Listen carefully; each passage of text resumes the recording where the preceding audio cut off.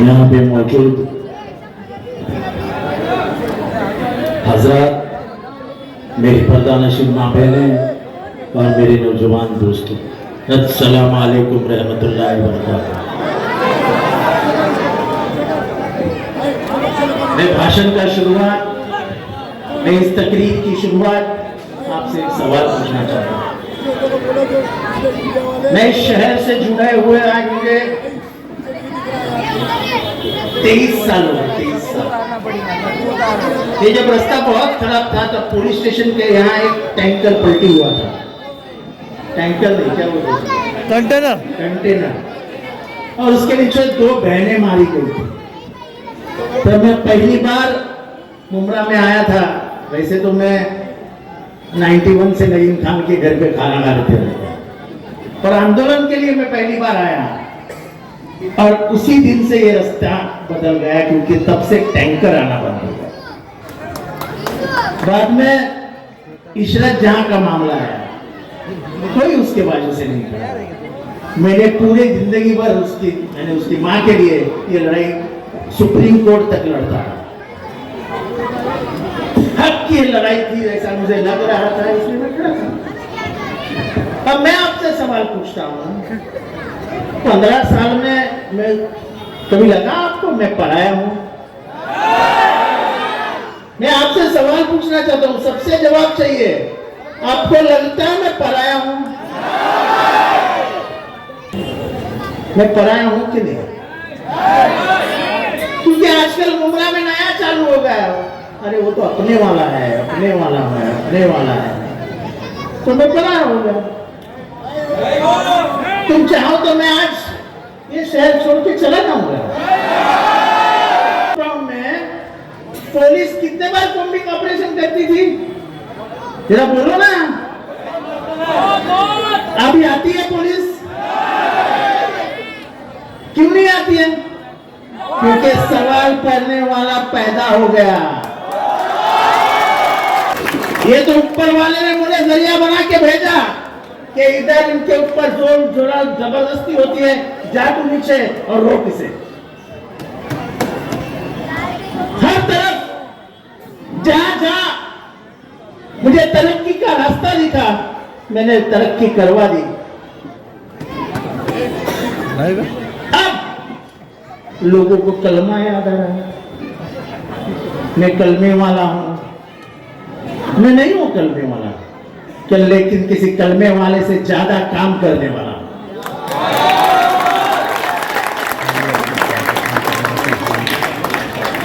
ये क्या है, अपने वाला, अपने वाला, अपने वाला?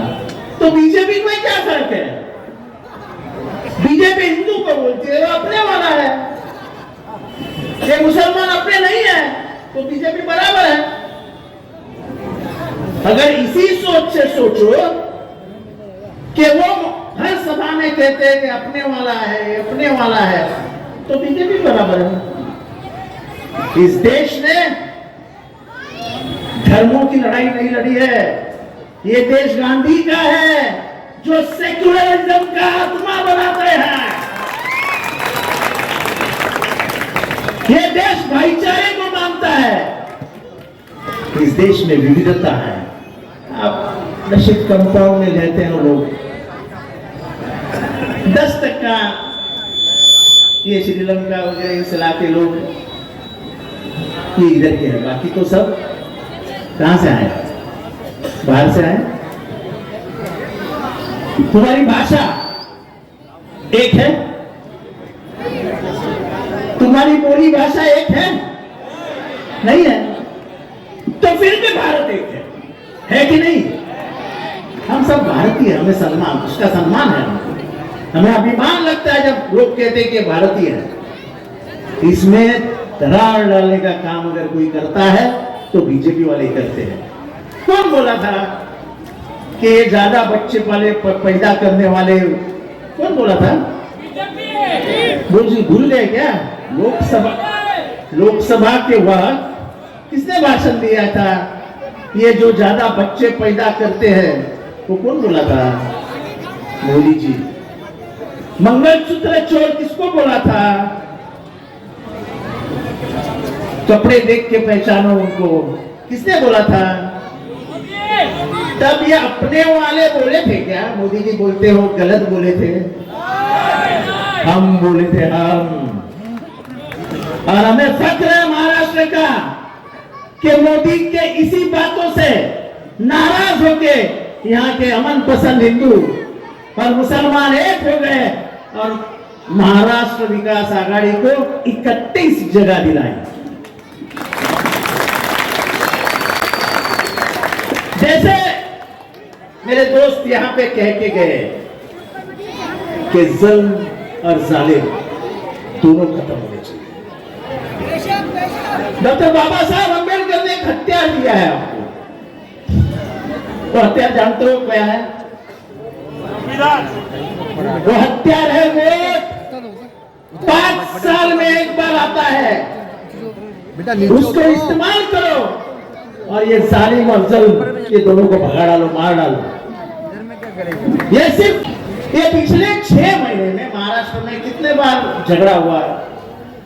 कोल्हापुर में दरगाह तोड़ा गया, विशालगढ़। नीचे आते ही उन्हीं लोगों ने मस्जिद तोड़ी। फिर एक गरीब चाचा को ट्रेन में मारा गया। मैं नहीं जाता तो वो लोग ऐसे ही छुप जाते। मैं गया, आज तक वो लोग जेल में है। आपको याद है कुछ दिन पहले ट्रेन में 4 लोगों को गोलियां मारी थी। एक हवलदार था, एक ऐसा गॉगल बिगल डाल के हीरो के जैसा रहता था। तब लोगों ने, बीजेपी ने बोला नहीं वो पागल है, पागल है, पागल है। मैंने मेरे पहले बाइट में बोला वो पागल नहीं है, वो होशियार है। दिमाग में उसमें मुसलमानों के विरोध में क्रोध है और क्रोध से अंगार लगा है उसको और उसने चुन चुन के मुसलमानों को मारा है। बहुत लोगों ने कहा कि कुछ भी बोलता है वो तो पागल है। 4 महीने बाद हॉस्पिटल की रिपोर्ट आई और उन्होंने कहा ये पागल नहीं है, इसको सब समझता है। और तब पुलिस ने मान लिया कि इसको मुसलमान को ये दुश्मन समझता है, इसलिए इन्होंने 4 लोगों को गोलियां मारा। कौन बोला था पहली बार? कौन बोला था? विशालगढ़ हुआ, कौन बोला था? गजापुर की मस्जिद टूटी, कौन बोला था? चाचा को मारा, कौन बोला था? जब नबी के गुस्ताखी में, नबी के शान में गुस्ताखी की गई तो पुलिस स्टेशन में जाकर उलमाओं के साथ रफीक कामदार वहां मौजूद थे, उनके साथ एफआईआर करने के लिए 5-6 घंटे पुलिस स्टेशन में एक ही कुर्सी डालकर बैठने वाला कौन था? यहाँ पे एक बार कोम्बिंग ऑपरेशन हुआ था और एक चाचा को मारा था, चाचा का सर फट गया था। तब पुलिस स्टेशन में हंगामा करने वाला कौन था? वो एसीपी जिसने डंडा मारा था उसका तबादला करने वाला 24 घंटे में कौन था? अब उसका नाम अमित कले था, लेकिन उसका तबादला कौन किया था? बीच में बहुत बात कर रहे हैं। तो ये सब हालात अपने सामने है। क्या इन हालातों को बदलने का इरादा नहीं है आपका? ये जो सरकार वहां पे बैठी है ये सिर्फ लोगों को फंसा रही है। तो मैं पूछता हूं कि महंगाई से मारोगे और 1,500 रुपया दोगे? अरे एक हाथ से दे रहे हो, दूसरे हाथ से निकाल रहे हो। मैं तुमको वादा करता हूं हमारी सरकार बनाओ, एनडीए की सरकार बनाओ। उस सरकार में पहले 5 मंत्रियों में तुम्हारा ये भाई रहेगा।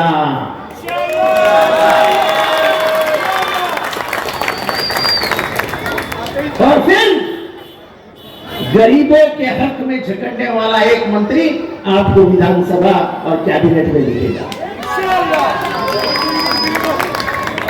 हमने निर्णय लिया है कि 200 यूनिट हम फ्री करवा देंगे। टोरेंट के पूरे मीटर बदली करने का निर्णय हमने लेके रखा है।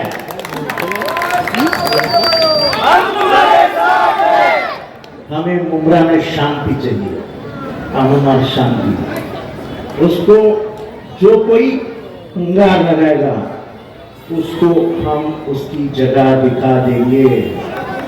ये हिंदू मुसलमान अपना पराया मत करो, इसके बहुत गलत अंदाज निकलते हैं। मैं लोगों के साथ खड़ा रहा हूं, कभी मैंने कभी नहीं देखा कि हिंदू है कि मुसलमान है, वरना मणियार चाचा को मारने वाले कौन थे? चार लोग, चारों हिंदू थे। फिर मैं हक के साथ खड़ा था, क्योंकि मणियार चाचा में मुझे मेरा बाप दिख रहा था। मेरे बाप को कोई ऐसा मारता तो क्या मैं शांत बैठता? तो मैंने अच्छा काम किया, हक का काम किया। वो तो छूटने वाले थे, हम लोग पुलिस स्टेशन पहुंचे, तब वो जेल में गए, आज भी जेल में है। तो हक के साथ खड़े रहो, गुस्ताखे रसूल को माफ मत करो। ये घड़ी उन लोगों के साथ है। तो अजित पवार का फोटो देखो, गंगागिरी महाराज के साथ सोफा में ऐसे बाजू बाजू में एकदम, है कि नहीं फोटो? नहीं है तो भेज देता हूं। तो इन लोगों के बुक पर भरोसा मत करो। आप संविधान को बचाना है, हमें महाराष्ट्र को बचाना है। महाराष्ट्र के भूमि पे कभी भी नबी के नाम से बदनामी नहीं होती। महाराष्ट्र के संत नबी को बहुत मानते थे। हमारे एक संत ने कहा था, अल्लाह दिलावे अल्लाह खिलावे।